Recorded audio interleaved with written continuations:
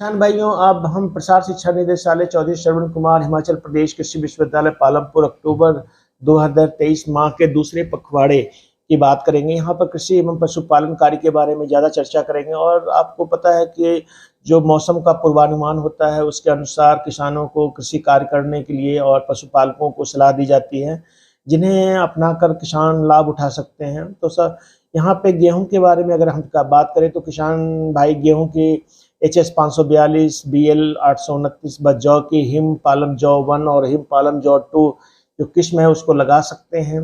1 hectare में 100 kilogram बीज डालें। बिजाई के लिए बेबिस्टीन या रेक्सिल 2 से 2.5 ग्राम प्रति किलोग्राम बीज की दर से इसको उपचारित करें।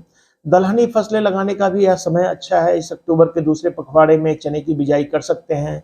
इसमें हिमाचल चना 1, हिमाचल चना 2, HPG 17, पालम चना 1, GPF2 चने की उन्नत किस्में इसमें से किसी एक का चना चयन किया जा सकता है। अच्छे जल निकास वाली दोमट एवं रेतीली भूमि चने की खेती के लिए बहुत उत्तम होती है। चने की खेती के लिए जमीन थोड़ी ढेलों वाली होनी चाहिए ताकि इसके जड़ों में हवा अच्छी तरह प्रवेश कर सके। ज़्यादा सख्त जमीन के अलावा ये भी देखना चाहिए कि बहुत ज़्यादा सिंचाई की आवश्यकता नहीं होती है। हिमाचल चना 2, हिमाचल चना 1, पालम चना 1 और GPF2 किस्मों को की दूरी को लाइन से लाइन की दूरी 3 सेंटीमीटर रखें, जबकि जो अगली किस्म है HPG 17 इन किस्म को के लिए कम से कम लाइन से लाइन की दूरी 50 सेंटीमीटर रखें और बीज को 10 सेंटीमीटर गहराई पर बिजाई करें। बीज को बेबिस्टीन कम गहराई पर बिजाई करने से कई बार जो बिल्ट है वो समस्या ज़्यादा आ जाती है। बीज को बेबिस्टीन से बिजाई करने से पहले बेबिस्टीन से उपचार अवश्य कर लें। मसर की जो बिपाशा और मार्कंडे किस्म है इसके लिए हमारे प्रदेश के लिए अनुमोदित किस्म है, इसकी बिजाई की जा सकती है। बीज की मात्रा 25 से 35 किलोग्राम प्रति हेक्टेयर रखें। यदि बीज की बिजाई में देरी होती है तो उस परिस्थिति में बीज की मात्रा 20 से 25% अधिक डालें। बिजाई 20 से 25 सेंटीमीटर की दूरी पर पंक्तियों में करें। मसर बहुत अच्छी है फसल है, लेकिन इसके लिए ज़्यादा सिंचाई की आवश्यकता नहीं होती है, लेकिन जहाँ जल जमाव की समस्या वहाँ पर इसे ना लगाएं। तिलहन फसलों में बात करें तो राया की RCC4 करण राया जो उसके अलावा गोभी सरसों की नीलम शीतल ON के 1, भूरी सरसों की KBS3, HPVS1, अलसी की हिम पालम अलसी 1, हिम पालम अलसी 2 अनुमोदित किस्में हैं। इसमें से किसी का भी चयन किया जा सकता है। इन तिलहनी फसलों को जैसे राया है, गोभी सरसों है, भूरी सरसों है, अलसी है, इनको हम लगा सकते हैं। इस समय बीज की मात्रा अलसी में 40 किलोग्राम प्रति हेक्टेयर तथा राया, गोभी सरसों और भूरी सरसों में 6 किलोग्राम प्रति हेक्टेयर रखें। गोभी सरसों को 45 सेंटीमीटर की दूरी पर पंक्तियों में लगाएं। अन्य तिलहनी फसलों की बिजाई 30 सेंटीमीटर की दूरी पर पंक्तियों में केरा विधि से कर सकते हैं। बीज की गहराई 2 से 3 सेंटीमीटर से ज़्यादा ना होना चाहिए। प्रदेश के बरानी क्षेत्रों में अधिक पैदावार लेने के लिए गोभी सरसों चना के नीलम जो है गोभी सरसों 1 और चना 1:1 के अंतराल पर बीजने की सिफारिश की जाती है। बिजाई के समय इफ्को मिश्रण खाद 4 से 5 किलोग्राम जो प्रति कनाल अवश्य डालें। सब्जी उत्पादन की बात करते हैं कि प्रदेश के निचले पर्वतीय क्षेत्रों में मटर की अगेती किस्म पालम त्रिलोकी अर्कल BL7 मटर अगेता की बिजाई करें। बिजाई के समय 200 क्विंटल गोबर की सड़ी गली खाद के अतिरिक्त 185 किलोग्राम इफ्को 12-32-16, 50 किलोग्राम मिरोडा पोटास और 60 किलोग्राम यूरिया खाद प्रति हेक्टेयर खेतों में डालें। निचले पर्वतीय क्षेत्रों में लहसुन की सुधरी प्रजातियां जैसे GHC1, एग्रीफाउंड, पार्वती इत्यादि की बिजाई कतारों में 20 सेंटीमीटर व बीजों की आपस में दूरी 10 सेंटीमीटर रखें। बिजाई से पहले अंतिम जुताई के समय 250 क्विंटल गोबर की खाद के अतिरिक्त 235 किलोग्राम इफ्को और 35 किलोग्राम मिरोडा पोटास तथा 100 किलोग्राम यूरिया प्रति हेक्टेयर खेतों में अवश्य डालें। चाइनीज बंद गोभी की जो नर्सरी तैयार है उसकी रोपाई 45 सेंटीमीटर और पौधे से पौधे की 30 सेंटीमीटर की दूरी पर करें। इन क्षेत्रों में पालक, मेथी, धनिया, मूली, गाजर, सलजम इत्यादि की बिजाई करने का यह सबसे उचित समय है। मध्यवर्ती पहाड़ी क्षेत्रों में फूल गोभी, बंद गोभी, गांठ गोभी, चाइनीज बंद गोभी, ब्रोकली की तैयार पौध की रोपाई करें। रोपाई के समय 250 क्विंटल गोबर की सड़ी गली खाद के अतिरिक्त 235 किलोग्राम इफ्को 12-32-16 खाद जो मिश्रित खाद है, उसके अलावा 54 किलोग्राम मिरोडा पोटास तथा 100 किलोग्राम यूरिया प्रति हेक्टेयर खेतों में डालें।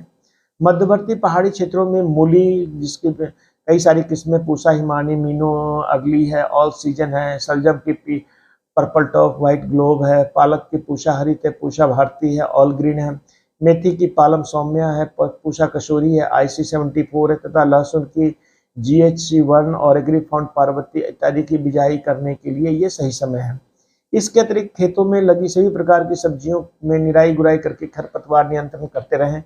गुड़ाई करते समय पौधे की उचित बढ़वार के लिए 40 से 50 किलोग्राम यूरिया प्रति हेक्टेयर खेतों में अवश्य डालें।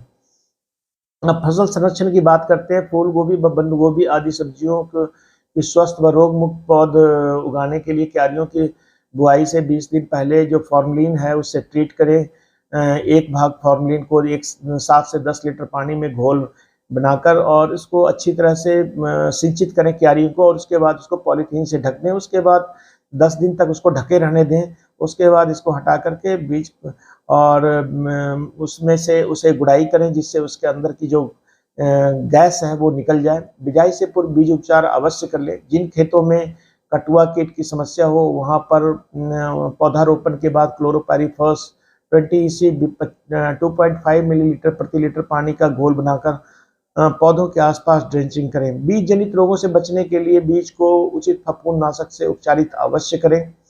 पर्वतीय क्षेत्रों में गेहूं की खुली व जौ की बंद कंगियारी जिसको बोलते हैं, रोकथाम हेतु फसलों की बिजाई करते समय बीज का उपचार कार्बेंडाजिम 2.5 ग्राम प्रति किलोग्राम बीज से अवश्य करें। इसलिए यह बीमारी जो खुली कंगियारी है और जौ की बंद कंगियारी है नहीं आती है।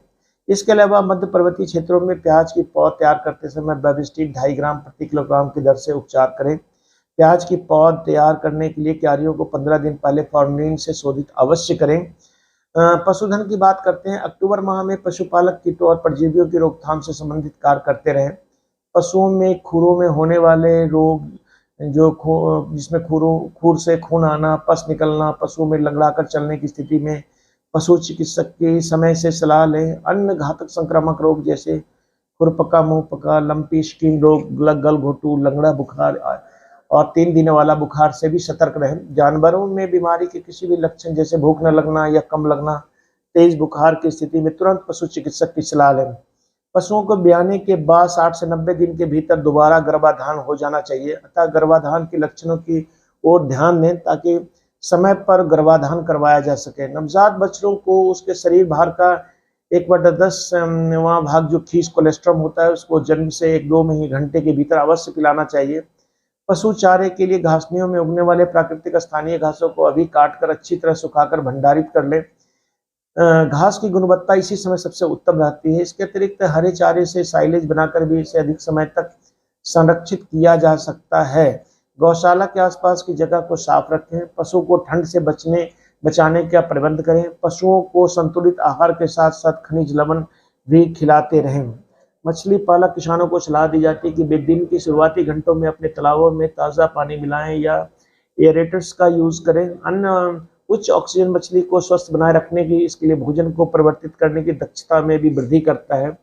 अगर आसपास ताजे पानी की सुविधा उपलब्ध न हो तो टुल्लू पंप से तालाब के जल को ही फव्वारे की तरह परिसिंचित करें। सही फीड का उपयोग करते रहें जो कि स्वस्थ मछली के विकास को सुनिश्चित करने के अलावा तेजी से विकास करने में मदद भी करेगा।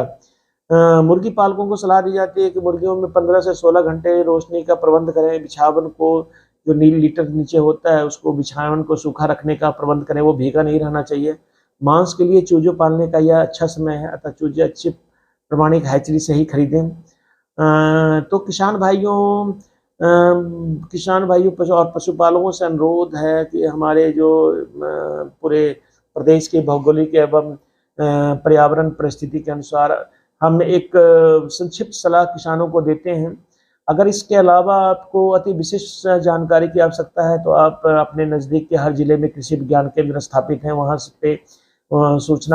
पे आप संपर्क किया जा सकता है। अधिक जानकारी के लिए कृषि तकनीकी सूचना केंद्र जो कृषि विश्वविद्यालय में स्थापित है उस पे 01894230395 या किसान कॉल सेंटर से भी संपर्क कर सकते हैं। तो किसान भाइयों, ये था अक्टूबर माह के दूसरे